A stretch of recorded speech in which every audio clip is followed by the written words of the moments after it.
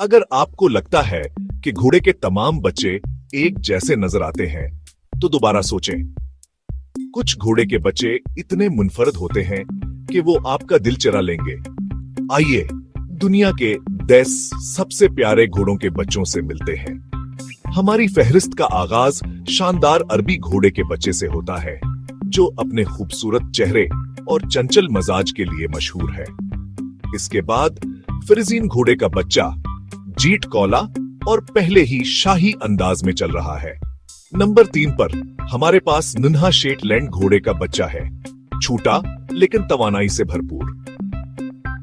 चौथा, मजबूत क्लाइड्सडेल घोड़े का बच्चा, जिसके प्यारे रोएदार पांव हैं। पांचवा है अखलटीके, एक घोड़े का बच्चा जो सुनहरी कोट के साथ चमकता है। नंबर पर आता है जिप्सी विनर घोड़े का बच्चा, जो अपनी खूबसूरत परों वाली टांगों के लिए जाना जाता है। फिर पेंट पीटर नवाला अमेरिकन पेंट हार्स घोड़े का बच्चा है। 8वें नंबर पर नॉर्वेजियन फ्यूर्ड घोड़े का बच्चा, अपनी जंगली धारीदार आयाल के साथ।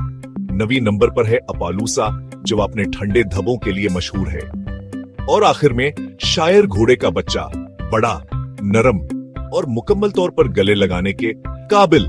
आप उनमें से किससे मिलना पसंद करेंगे? हमें बताएं।